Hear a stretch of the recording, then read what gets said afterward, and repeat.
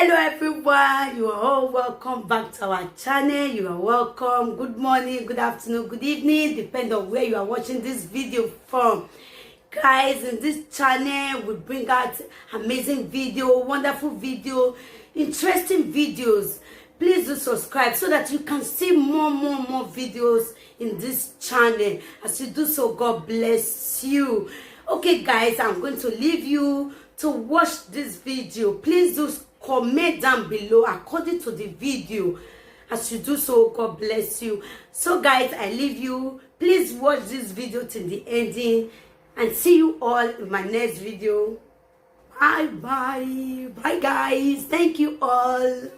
Hey, ugie no wameti no ekedo ade iwe hon Africa Jama last lady mema ewedi wewe sakun aborunda ni akegbo ewe social media na unyimewe unwonyime hie unwonyime Africa Jama last lady lare wo kan we kan doyi igwo kan ebe dodu owo a ana gwa mie nene odo no mama no gwa omena o ma gwa odo no mama Africa Jama last lady nana mie gwa gari frustrate ne gwa don che honey when e gwa we gwa nu hie de uri enwa yuhun o ma bully we gwa ma megbezo u gwa feso mani o feso mani Africa Jama last lady what can we do ogwa we style.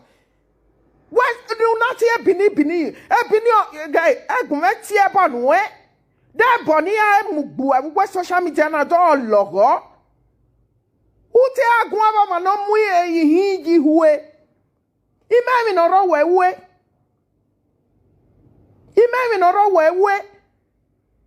ugun awe no go ma no mu ehiji huwe what can joy what can we do to ogwa ana kwa mi egbe magi okogwa vagbon we jajo bugwa si ologo magi egbugwa ne the next thing we would kwa kere kwa ya go wa this social media Africa Jama's last lady uri enwa yuhun o won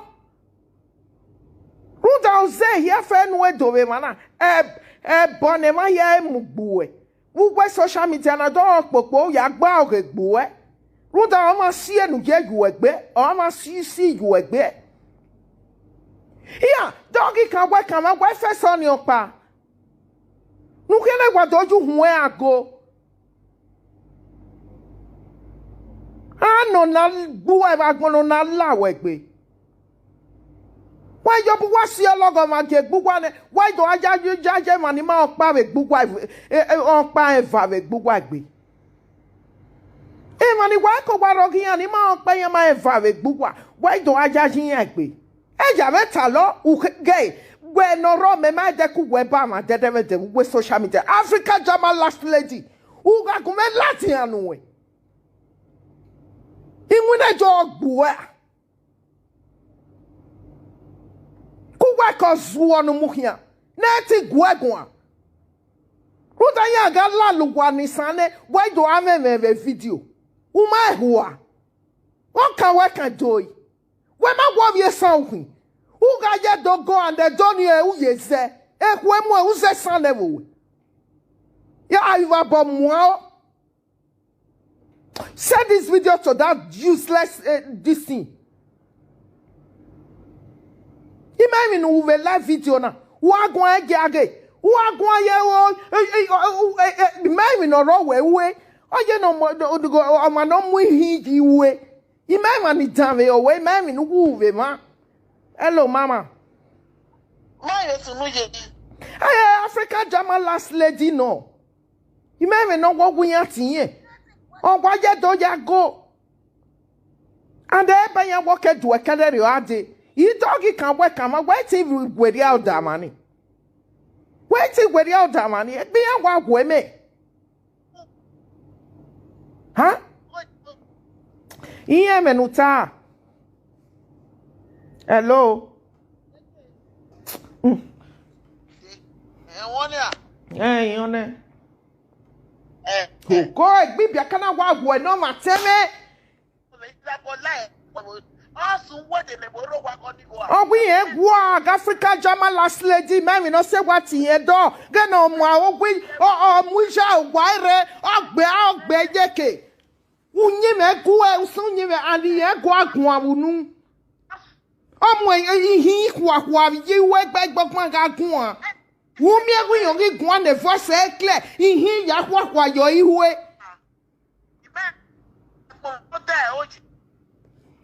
Oh, can mama, you're going to go, me, Nana, we are going to see a Latin say, you know.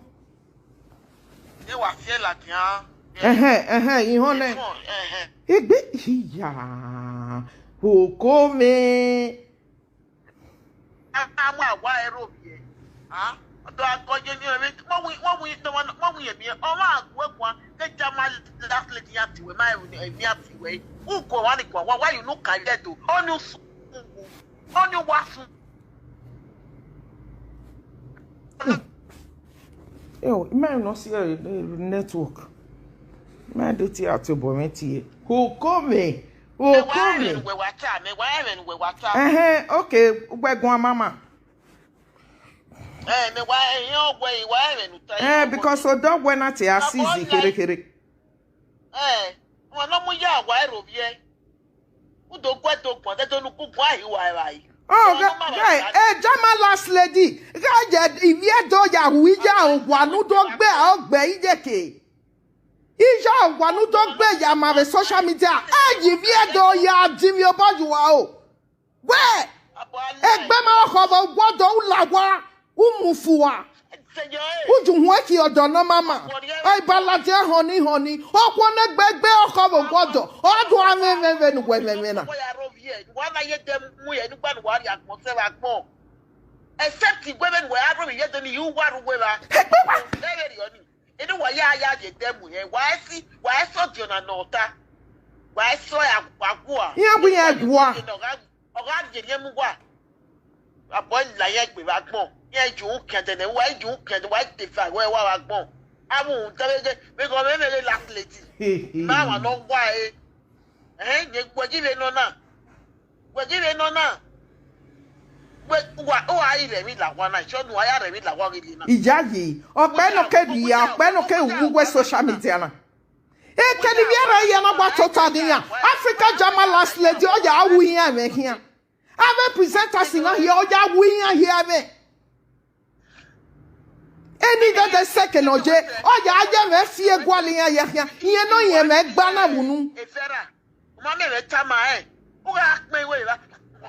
Eh, who make no young one here while you we were? I am no tap. Get whooping on Mamma.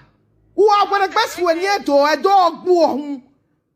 Oh, what Japanese Yako, and in the Menagi and Iguafia Mwena. Any what I do, I'll get in wagon or here dinner.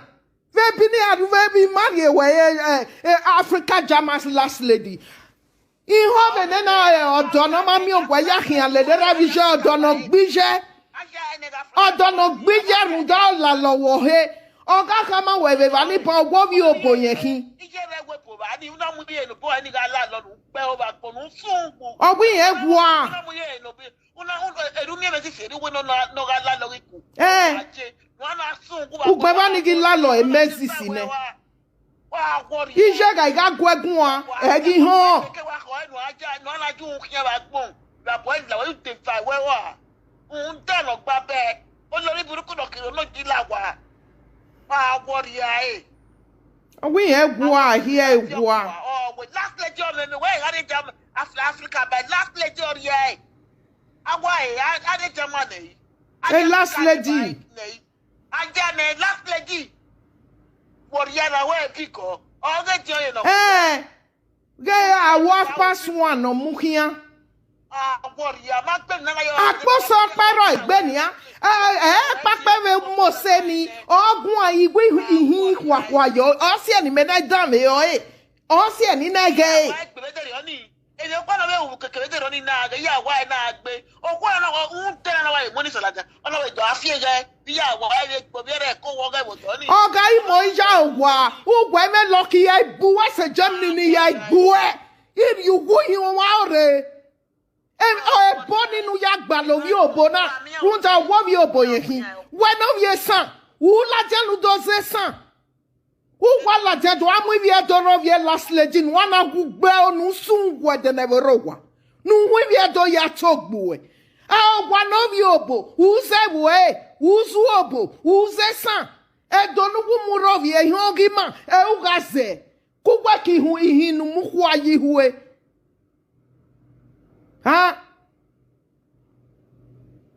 nu ho huwa masona unta mi jodono ma oga mene kodere ale ya igbuwe iri ugwu hi wa ori bonu ya gbalo mo na ri efioto na go vi obona unwe ga ne bonu ya zaga gbuwe last lady o meme na no why go na no mama na egwu obi oma ge makpesu no mama ese yo egwia ekeni ya yere ko kenna na ko ke egwe wo koko omo fio kan ti meteni ya my last lady my last lady o orija wa la tona do gbe sansan igan be live video oni bebe play mi o o se gbe wa be tabari next yo mi meri yo yo coach eze yo odoge woku oni fugbe ni mi o na mu gbe ya gbuwe we ya to we re ni we unless ogu le na ule onukwo na yo bode nwayi ule se mi we ayivu we hia won ga no ya tule mu hey mi e wa jo na ni e boundary no wa gbe bi in short tiri boundary ye gbe ro abeka we so be do akino mama na we ya do amwevo ni ya kerero vie dede ozuo na no gwa zuo akuhutu ore imakpesu no mama akposo pero egbe e afasuan ha oge camera oye me no ge kafashan il va bon moi il va bon fier kun le ravi joue no ma train we na no number 1 wa asen me why no e don the asen ma se wa re ba ni wala jo wa mo bi ni rovie andi wa bi ni e wa ze na mama Agwa no batwa ti honi be yo egbe ma oko ebe ba ni egbagbon ma oko iya wi agwa inu otu gwa gi kino gi do amu ibi edoro vie no gi do amu edoro vie unwu ibi ejo yo ga to gbugwa e je do be ni ka o ga ti wa mu ya wi agwa yen lo gi ya no wa bi yan gbe oh wa bi yan gbe nu gba ni agari atmosphere no because any mama no o igwa ya won do no mama ne o ma no mi odo nu we mu kian ni go le rasta o we odo ni ma o ma la gbo ni kian o ma la muri ya me oju he mu eri a oni ga la lo he o ma gi eje o ma gi egbe no kere o la o ti pe agbo o la le ye o la ni o ma la gbo ye ni kian oni ye o ma la gbo ni agbo ni oni o da me ni jegbe mi o agboni ni o le ni na do tu obi e no ko na do tu e woman ni obi e na agogo ko do remember who tell na the last lady o me na o lo ni lati o bono na agbe na do afege kun me be ona do afege kun me be kun lero kun lero ona do afege na do awego ni san who tell na no de fa we wa na o le buruku no pirology na wa na talo gbabe e ma ni aye temu e wa ni ne kun ogwodo magi so oto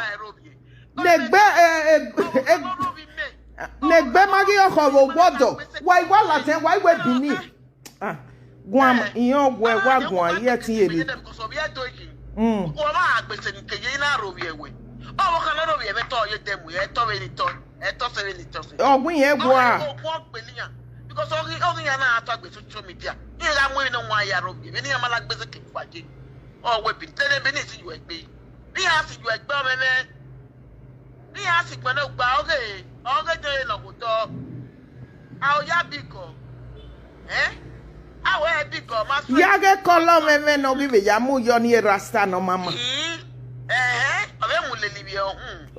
Ole dada. Ekun gbodo ma sun oto igbo gbodo ma oho. Egbe ma oho wo gbodo a last lady. E do si you egbe. Magegbe okoko ni. Magegbe okoko omo no yegbo ma fi ele webo magi ase zameyo eto se mare yan ata ebe to magi akoko ni. Menu gwana mia gwa me mikpia. Okwa ya karawani. Ye to agbebi ni. Gay. Umagi dia mona gi eja gba oge. Oponu se ni odokwo na selele mona. Ya fi omo lawa. Ya vian lawa. Ah. Ja. We do agun. We de gbe to ni bi ni. No ami ra ko ose. We de gbe dan me gbeg. We de gbe dan. Who ga je demu he o last lady who a je demu he. Jama last lady Africa Jama last lady who a je demu he o.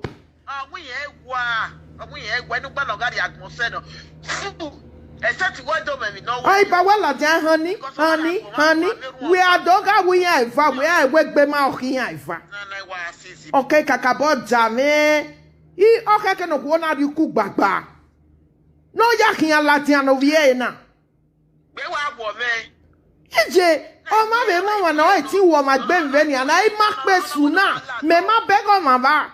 O man ona no gun he was in a because me baby near ya damn you, eh? Akme we look at ye. He what yo we who we no ya go he went bleaching is a back baby where I may face any. He may other people in their quick, yeah, right to feel like the not to take the backbone. Oh, let blishy. Okay, the bleaching, none to wear blue and black. She's so irritating.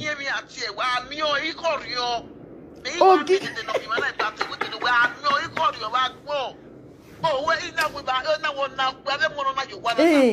Except hero, except him, oh, when my water. Eh? Oh, get your way, no good. No, baby, I saw I don't know on our guitar when you baby, but we will piano. On a we on a bad on la lone. On a soon go back. Good, yeah. Oh, where I mean, what your mamma go west or where or be more. Oh, what be your more be a coy. Okay, kakabo dame we no wanna decent sege e no solo Africa. Ah, oh why ti do be more reveni anana. Oh dame gbe. Ije agwegbon edie. Obi o ko pa no de gbe ma ko no we me wa to amuye we ala lo yi. Di ko pa nu wa ku de film pa nu wa ati fi fo me nu wa ati. Na ke we ati fi me na we muye na no la lowo. Ikpia boy no mama ikpia boy no wia no me Jama last lady o ma get to wia. O gbe no ni doga lali eh. We mami o wa ni ase wo so ogbesu ba. O mami o. Mami o. Imi o. O ka fi bi e kan la to be to gbali yen to yi ni. E ti gba oro mo e ti wo mo. Uwe begi eje. Ige mama ni ana wo be so je ni edo yago o ja me gbe ni yago ale na me gwa ge gelegele yen gware la imemi no mama no ya muje oni rasta oni ga ka obi obo gelegele obi obo wi yin right from time. Okay, now a Jama lady a Jama last lady ezu obo ezesan Doni e when e do amu ravi share of ye ne ravi jua na le mi gwiwa. Oh iya we Iga latianu e. Ja meja wi ja ogwa. Iga gi gbu e blue and black eh. Africa Jama last lady wa ja meja kwa. Uga jave do tala we period no mara mi lagwa etie mama. Ese yo eh. I want to listen ya be kene gbe na hina. I may present on my back. Oh, yeah, go Liviera, yeah, make here. Come women, no, mamma. Oh, we are more, your more, you cop, mammy, at you, mammy, right in, or Yahweh, hook up. Undan. E u kopo gbe. Awe egwa. Oja ye mi. Oja ye mi ke kobrata. Go ogi horion o le pimples. Awe biko. Awe biko. Half past 1. O le pimples. O le blishi walk ba. Ukion ma yo wo kan.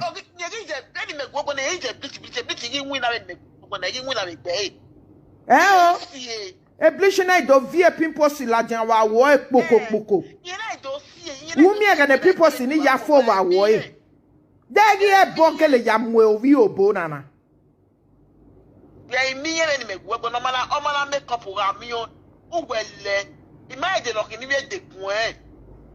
Mi o ma make up. We are me on. Oh, je be make up e ba ni yen na khorion se. E make up te ve joku o mo se. O do ye na go tutu kalaba wo make up. Enye ni ada kukuwi. No na waju go ha. E color di na be dede hi ave muje to o be fit o ma okay. Okay ye wa to kemi o be.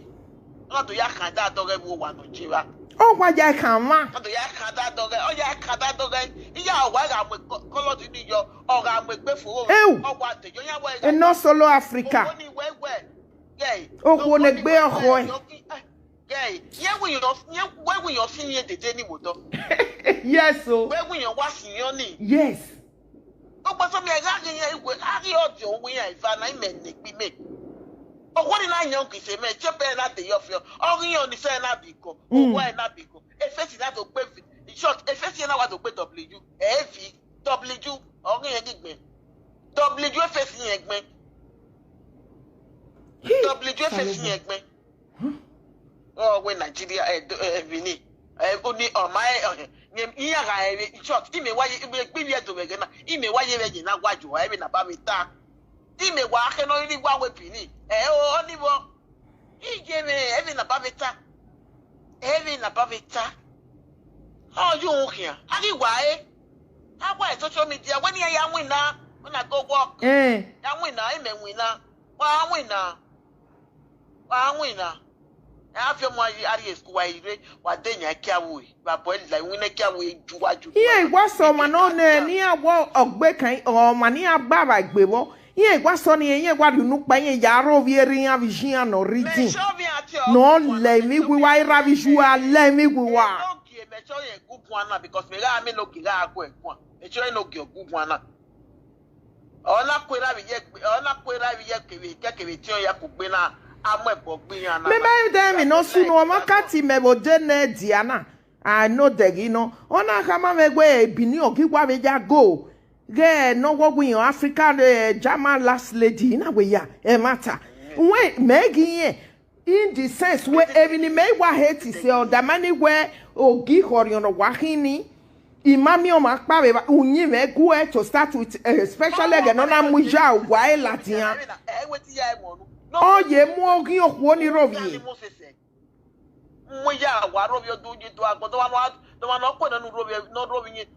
Go for name on you.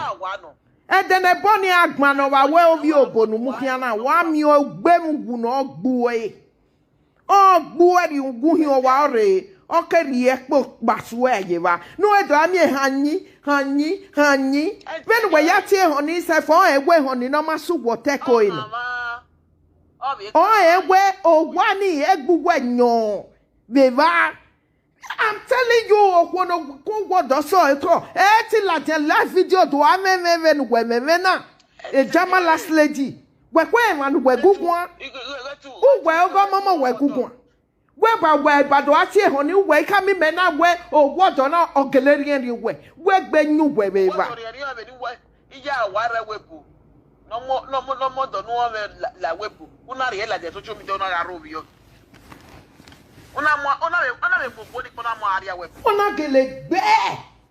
Ona be si ogi area weapon. Uhun dana. Ona area weapon. Yo you say uhun dana. Be. Dana ba be na. No fun wo kuta na. Akaka ugutu we hia na ya mami emi uwe. Una boy said do. Unwi bi to ya ti wem o hia gbu e like Uma je gbese e German last lady. Uwe ye do yo gbuwe la imi. Uju hueki ya la imi. Uso jona nota. Awi egwa. Iye ni oge wa na odi aigbeja. Omo no pa ero no gwe ga iwo. Nyo pa wa nya e. Nyo pa wa nya no ke ma ke ga tije. Ke ma ke ga tije. Omo ila we bo no ni ya do guy. Magi ya gogo ni. Magi ya gogo ni. Na afiezo na fi family egbe. E family negbe. Una fi ya yeva. Ana me we no ti owo ni wo me ne ti owo ni wo me mo. Omo lo ye gbo ma fi ala we bo ni a. Unwo me gi no. Ba me we no. Ma yeri la don agbe black bae. Opo ori pa ni owe ibi ewe fefe kan ekuku pe. O ma sun we last lady. Osungu edenewero wa. We ukere gbe ni a. Ugwe eri eso ka be du egbe. Egunme lati anu e. Iye presenter, iye isha ogwa. Uga gume miniwe. Uma pare manare uju huki eme social media na. E modi yae. Amala ko. Ugwe ma pa uju huki o agba boni dado gegi e mugbu eno. Uga gi tuna. Emi nu wija ogwa e o tun wa gbona ya omo e bogbu e yo. No. Wa no. Wa eri era mi juela do na ga gbian black wo gbera mi je. Enu ma na sun e do na wo ma be o ya sun. O fun ga gbo. Una jo mo vi je yakin okin egbe. Una legbe ni una zaga soto. Egbo azaga. Wa mi o ehun gbegbe agbe. E family ninu la na nu gwenu do do edu o yan ya were gbe unite. Ije ku gwe la ehia ala sunu. Asen when we na nu wo digba se wo ga gbo e jama last lady. O toledo nu ya go be live video na o hian gbuwe. Ikunu wa ku ko me nu ku yi. Nwo to we na no ala lo. Umu ye na no ala lo. Ho ho. Ezi we na newi. Di kwori anoni ki. O me na ya ku. Emi ya me boundary bi ku. Everything me limit. Okay ka ba we e kedi me na gwa ga e kere na. Onye obi edo. Ye gwa mataka ju nu we ka na gwa bi e san ku. Ugwe nene ozuo na no muhia ge rundi je ma ni tie bo rundi je ni ge love egbe. Wa we no wa say ni we are there o je na ge sweet 16. Wo okay I can't go bi obo ni hi when ya I go bi sound. What said when I do answer dog when we do ya mo him my ro na if any me ma understand you na. If you say mu man like money na be ka wo be say no na be o be say no wo ya wo do e le na ba yawo. Ba yawo abi ake no. So pa ke do ma gi zu obo o se san ya. No wo ya wo do we na ko be ba be san ye ro. Ari o no wo ya wo do ni. E be no jibo. No te ba be bi bi ne wo do ma ni aka e ba. E do be san. Ono ori odo ni eso la ya gbe ba pon ni ya face gisi je ri yan mi din ya obie san no ni mama obie san no yonju nu eta ni a ademani o ebe ka mi me obie san yo awe ma obie san no awe ma why na my dey boyfriend e no ni obie data obie obo e be why e go bi obo ni ki me ma e go bi san ni ki obie san no ya kaka bo Ozebwe. Bogi ka ohun no kan we kan ro ogi amu igbe o inu emo nu we atin gbele. O fe sin ania ami o wa panu ma igbe a. E present apero nu ma e latian nu ma do to oge yin egbe nu ma e jaja mi eme gwa le viere. Ero. Nu ma e bu kon. Ga we me no mama who we me le to social media na here. Oh, we are my money at time, any day, every old mark, back a cover, and a shapey. Our ma. Oh, never all but do I wear so. Very on your yard, who have present us here, I may. Your yard, we are here, me. I will present us here, your yard, we are here, me. Oh, but do I wear so. We are the very cut to the mammy by mammy. Ama me so. Ewe. Opo pin we bai ba. O pin we bai ba. Manik mewe mama me like yan. But ogi akmewe. Ihi o je bo mani hi kwa yo wiwe. Ja na ka gwe akmewe no. Runta wa me manik mewe wa me egwa akmewe o manahi. Ogi ihu. Ole. Imare ni yata why? Atoke woge. Ube gani da atebe. Na we pe. Na. Atebe ya mo pe. Oh, see any minute de oh, see pape de mi ni ewu eme no ta. Mami hu ihin ni no ya kwa yin owi I can't stand it. That me we wakin u wa gun asak me we you be understand o man akme we no okme we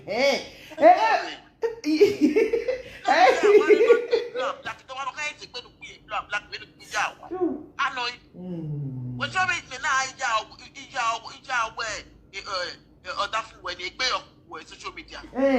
Iyo ga me no igbe ya igbu u me lucky gbe opo na magbe. Iga gbu Ita wa social media o we sawa. I the video. Ita we remi la wa. The video ni. Atini ni. O anything no go ni ri wa mi no go no hunta na o. Anything no go ni ri o go na wa la je wa. Me today. I feel well if no go ni uro para magba. And I'm not new matter yin. Egbe no ni mu matter yin. Oga ite mo pa de pa. O woni to we bata kekan. Ni no ni ari ejo we no. O so fun nu jo do pon nu jo be bayi. O so fun nu jo. Ave pa kulo mu we. O pon tu iro no teleba AliExpress. Eya wa woni afio la dia asete ya la dia afachi la dia. Ni ani okun rijo igwale ye la dia. Iri e la dia nu e. Wọ́n ní re àwọn abẹ̀rẹ̀ òkun wá gbàlagbàrí púpọ̀ àgbẹ̀rẹ̀ ọ̀nà ọjọ́ ní àwọ̀. The highest cost in the NBA order AliExpress is £20, €20, 15 order. Ẹ̀yà fún ẹ̀bà náà wọ́n ní mi pọ̀n ọ̀rísìí wá wo pọ̀n gbàlagbà nínú pọ̀n náà ẹ̀pọ̀ àgbẹ̀dú ẹ̀kún. Wọ́n bẹ̀rẹ̀ níyàwó àjọ ní tètè. Nùyẹ̀ gbé ó bẹ̀rẹ̀ ọ̀rọ̀ wa o. Bẹ̀rẹ̀ anyway, when I go out there, what can I move through? To show me who I can get them with. Oh, we have wow, the Jama last lady. Why, guys? Why not? Why, I don't mean a couple. What can I get one log? What my yeah, we're not here. A Bonova, and I'm going to eat it. Why, I'll get Bocacano. A Botan, no, what my who are on a one of your money. We can't know what back here with your wall. Everyone will go. Can't have one back here with your. Oh, what are they belong to your knee? Okay, I'm nearly big. I won't be no one me when me any your pie no. Where's a wet bed or where are you when you ever saw? Who's that way Latin where Mavu? Oh, where you can. Oh, the money what pass one and now no man Mukiani. Awe mabu hu ege kede ge no ya la piano. Efesi ni jafe oye afese opiko. Ko se gbe ki oho a ki awe da juwe. O ma igwa mo ijuwe okwa mo mi omo aga we ijuwe na aragbon aga duwe da juwe o aga duwe da we to buwe. No one look at ye we gugu no ga agwe. Le mama no de dekini amani egugwana ni enye magiswe ni oni. Ogi bi eto yen gi wa yago de bini oze yo ni yago na ba we o magidori esan yo bo keke esan ni se fi yen le lo ni o na ya go wa mu hu e ro bi e ha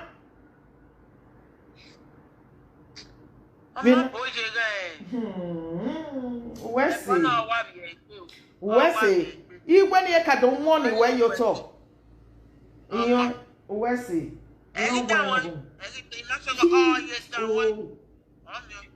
Ugbeme na ija wa na ma tin gbo e we ge ugwa lo lo bo me ni do gbo e. Iga gbo e fo ani ikun wero. Wa dan le gbo e ge. Be nu wese na. Wa ri asen when you gbo e. Ina mini we na wu na gun me via out awe. Wa do mu yi we do ya gun. Mami akpo ma gbon pa be gbo e akpo ma ru we gbe hie ama we.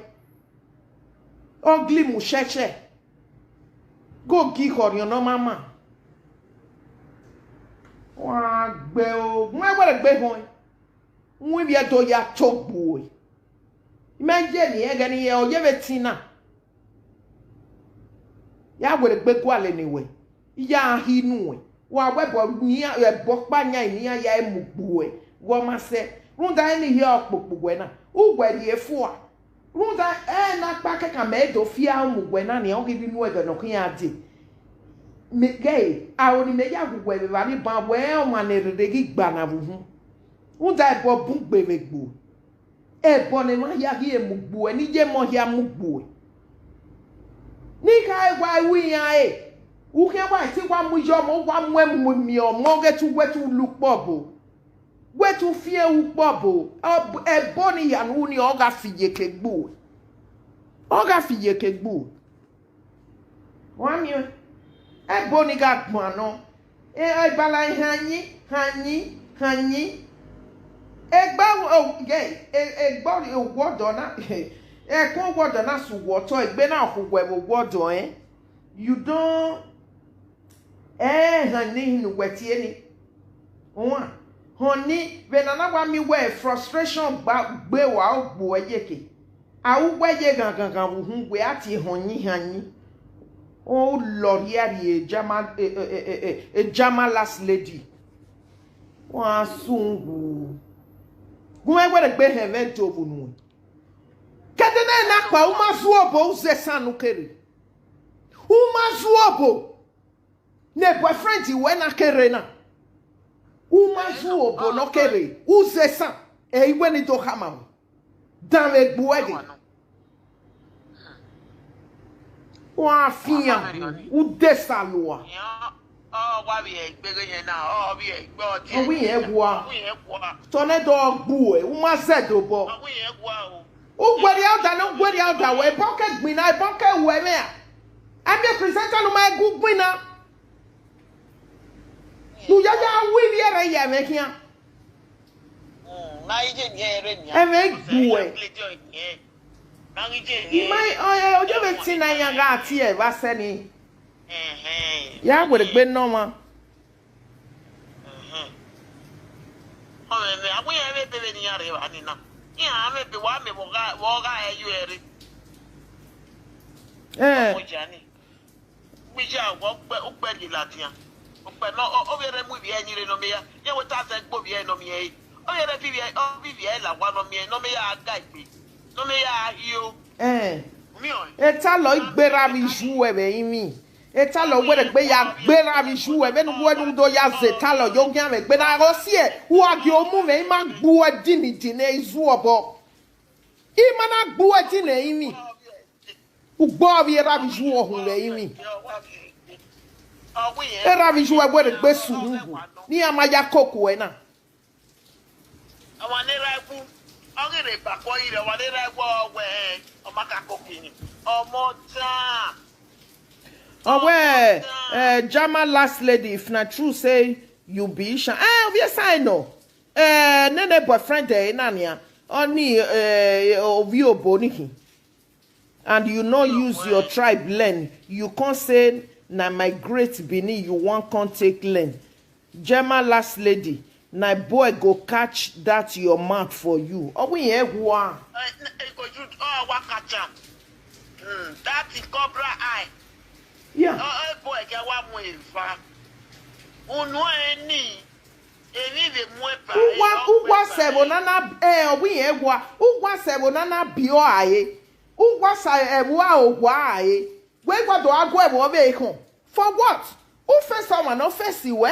Ona imekabo? First who first you? And the worst thing you can ya we and me ogi women no mama. A women no we ya se gba oguye. Ogwe ija wa mi. A women. Cause a back mama ho o no mi o wa e ge gbe ma ho.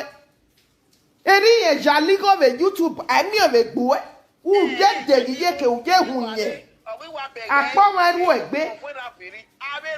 Ave robisha ebi ya no ebi ebi giye boy o Germany afe o wa ni ya je awu pe robishi ni akele ba AliExpress o wi ya ni ya je because o pe to ni ajo egbe ge pa pe ototawa o pon we mi AliExpress e robishi no ime mi ya me mana the one wa go point the one we ma to social media wa.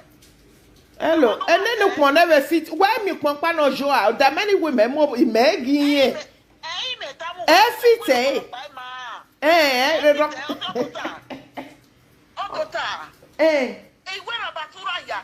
rubbish ya no AliExpress. Oh, we are the no we are to me no for Vieta. You didn't get this year for AliExpress. Oh, we are Yochi. Oh, we are ni. Ochi. Ave rubbish ya no AliExpress. Ige no kwana na where we were big or na. Igwe we no law marina. Iwe no la. Ege me na da o eje. Me na we e kata we. Ina we kata. We e kata warrior magmesonia o ye be ni wo ma block. Me we yo waje ave mi o ma be ri oni a.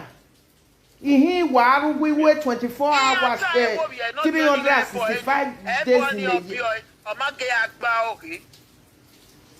E ma pu wo sele wa kan afeti eni e Monica agba fi wa ari owo ere wo sele. Wa ari ede ni ogo wo no jono pe ni akesi we. Ate mi ami oni. Iya ma wo ka be bi opa no ma era yo wa. Ma be ga ego pu be ba we ke no je. No ya ko ri no o ti owo ele. O ri egbe latian. Salo po ame. Ma ri egbe lati wa ona fan. Etina eni Ije mama o. Mama mutiane. Wewe ase na ije jajere. Ne bo no na mwe ohie oni o mesi ne opa Canada latiane. Vegani ona wo ho enu ga obi esan ye wo obi esan okun. Oni na ido you understand? So I metana because I'm atenia o matebe ha kege gwa debe mana bene so nigi nyose ba ni na do egwe obi esan no. So I could remember when last senior opa ye be gun akan ona we despite wo obi esan okun ye can certain jibawe be mi nu na wenu do agbe ija ogwa be ni ana ogba mo ni ogba blue and black ni wa gbogbo me never wa gbogbo ni gbe me never wa awi an lo efe unje mo hi ono we gbe ma awegbe so ma ge o mi e no ogwe bo eni yakara o tie bo eni we tete ja wa ne ra tete ja iwe ga re me akoyiwe e mo ngwa mi ba oni abe ka ban wewe a boy ga lu yane if I can abandon my family, if I can ekwe mama a boy ma o wa je body a boy na mo wa o na o ke no kaka bo wa je church kaka bo ga neru yo wo na hu wa mi egwe bi ke mi na Africa German lady gi una last lady una ehia ga vegbe. Oh, you know, any yakama, more kama me. When I tell when you do ya more monaria, you abo. Etienne soy African German's last lady, you know, kama more kama me.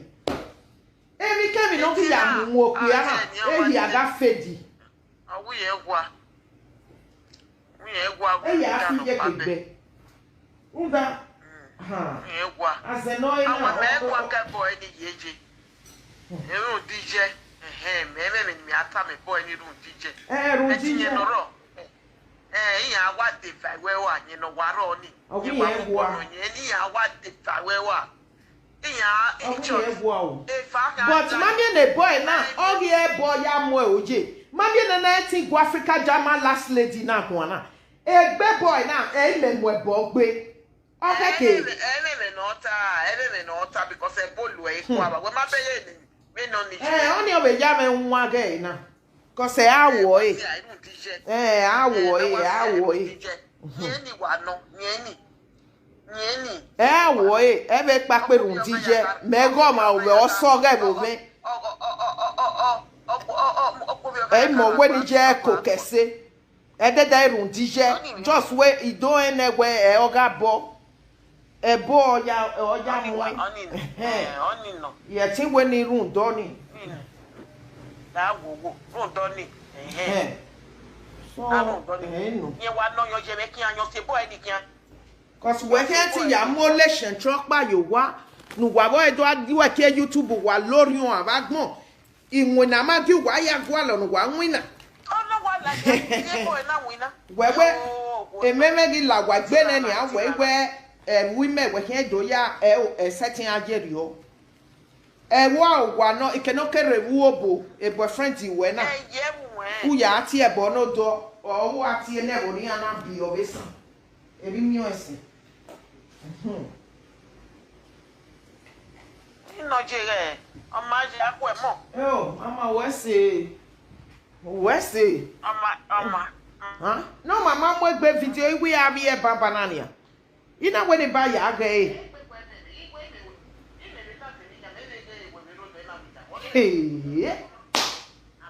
we are me no ka uwa o meme I ona ari ukmo fuwa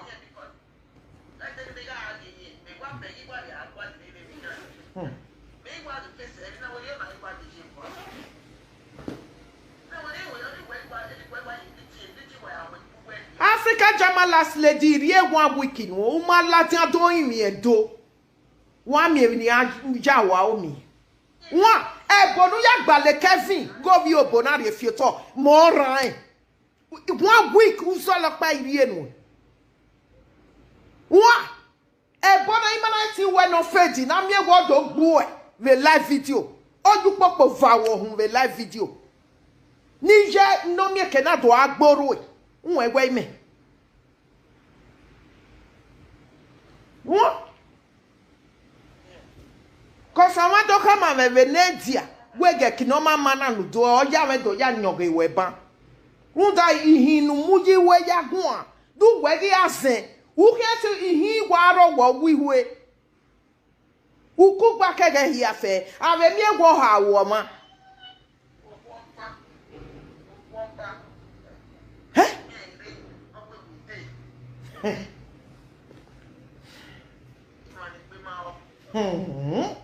It's silly.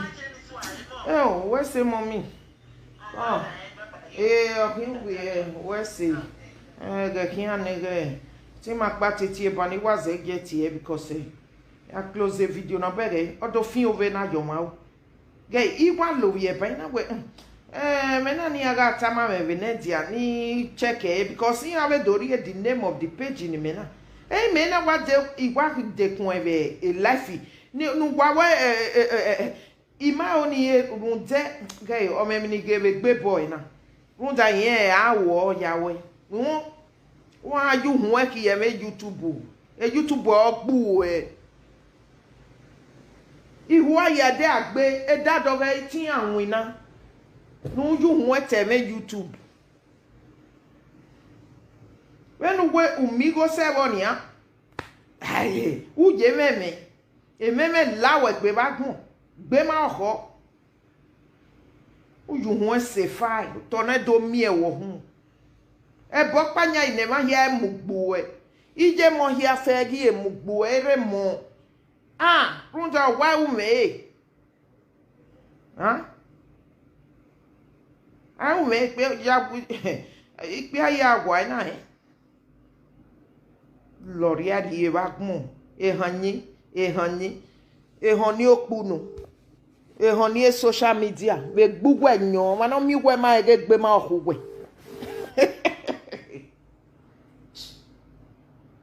Otenoga. abota Obota. Oh, bota. Ujo.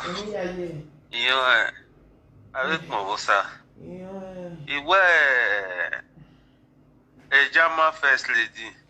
No, Jama last Oh. Africa Jama last lady. In fact, the mama was here by. Emi na ya o enihi. Emi na ya o enihi.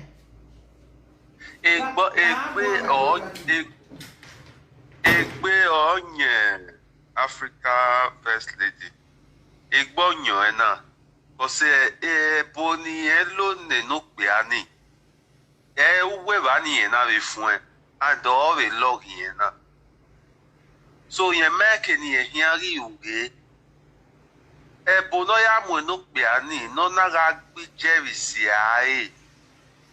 O pe ero we ri oni. Ohono ga wo bo, ohono ga esano ga edo. Akwe. So all de gbiyen na.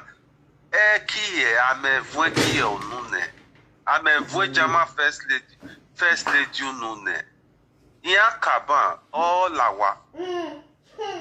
Waya oka o lawa. Imati are magu wesi. Pose miro, iye wure bani, emaro no ge. Emaro no dame o. Eke no kurie, atigye. Owi yen wa o. Em no nya agba. Emi no nya agba me. Jama first lady kuge. Ama ona na de gwegwa. Ema ge. Avi bogwa o, avi bogagawa ge. Eke no kurie na onya agba me. Egbo yin na. Omo wa gbija wa. Amako kena. Amako kena we garo paladio we tie do support Jama first lady. We garo paladia. We miaro pa na oladian. Egbo wa nyo o we ntai na. We agba mi self awo e kan we be ni me wa ga ebon. Pa pe we no na wetin egbu iwe wa. Dan o wa go me ti ropa azem mi ropa dan wa no dan o ti be azen azem mi ga ifun ewe mu ya ti yo ni abu no abi yo azen yen wa le gbe yo egbe o sweat an do rubbish na dan ọgbẹ́ mi kẹ́bi àfúlá ọ̀gẹ́ ibi wá gẹ́ yá gẹ́ ìwé ọ̀nà ọmẹ́kìnà kúrìí wá wò ẹ̀dọ́ nu wáyà tẹ̀wà ní rẹ̀ wò ni mu wá jẹ́ wá tó wọ́ ẹ̀fọ́ yà á lọ́ rẹ̀ wò ni. Dẹ́sọ̀ àfihàn bàá ẹnu wá nẹ̀ wá ẹ̀ nẹ̀ wá tó agbẹ́nà fihàn bàá ẹnu wá ẹ̀ wo ìyẹn ọ̀ wà lẹ́nu yẹn nà ìyẹn náà wà lẹ́nu yẹn. Ese omunya ya. Okpea iju e. Ori agbe ese omunya Africa Jama. Etina ya ti. No we na Calivi. Oni do e wege. Ai popo fu no maga no we no so kame. Ani ke wo. Very stupid boy. Ah why kugwana? Very stupid. Very stupid. Very stupid. Oye na ke puff gele. Ome de se no bie. Omo zuo. Wa bi omo abie ko e. O da won. Ije awa ya report o wi bisile no wa mi go bunwe. Ana be to wa. Oye na ga bi bechile. Ave money man. Wọ́n rí àwọn gbé bọ̀kọ̀bọ̀kọ̀ wẹ́tọ́ wá pọ́lọ́ mi o. Ọkọ gbé àwọ̀ ẹni ayíṣà òwà ó ìbàrí ọ̀ wà lọ́rọ̀ ìṣe àwòrán yẹn. Ọ̀zùwà gbé. Àyọ̀ ní kán gbé. Ayílẹ̀bẹ̀ hàn kẹ́gẹ́ ní ìhà bẹ̀ adé ọ̀ntì náà má yẹ láti àwọn tí yàn á tó yín mi yín. Iṣu wẹ̀. No, ono nana nebe oma Ye ma mu ne la lo ne. We be Deve barua abi ga ni wa mi. I mean, degele ebo.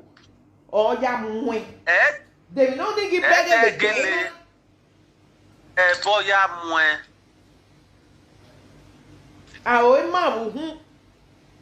Ebo ya mwe. O be right o you no be lefty. When no ya do that do area. O si enya na le ni pe do. So wow, yeah, you can't. Even we are a make again, no, here again, you there. Women not be your why night. You may public in up on no one. A boy, yeke yabuno. A baby or here, ye. Where am I back, Mamma? A big bonny. Oh, yeah, I went to walk on walk on. I saw one of me a quarrel. No, ya what do any where you say? A bear hoy. I swaswa. I went on Mattia Bog, that's Yuki. Is your money. It may take a cabova or see you are respect of Woni because on my Latin don't care, Bonnie, or my red Latin. Over here, come with me, ya sabo. And so, Sabia. Ija why ni. Ye leru ke ni ka o ne ye se ti gbin na o we no so ai ke o ma no e tin lo wo e won ni ja wa ina aswa na o wa so aswa gile ni e begwe e wi kiri e mo e wu lati o doju nu e no ma ma ni ku we ke ihu e we ne nu mu hi kwa yidu we gi asin who can say to me, he what you will ya go, who cook back again. Eto hawe. Ha. Ole gbogbo. Eri ase ya ti e gani. Owe ni no ma ole gbogbo. Ole gbogbo no. Ole gbogbo. Ogi kan. Meti da me oi. For 5 minutes, even again, not even me over there. Have some bloggers. He said it down the go let Bobo no mama. He Roma, we were only a yari are sending me. Yes, I took my way because me gave me up back. You want to me one like one of my way safe. Huh? Iho nori. Jama first lady. I want mwezo wa mubuave presenter sekeneni una wa ko wogi ahia. Ha? O ya yezo atwa le biere ya o ya gwian gbina. So ni le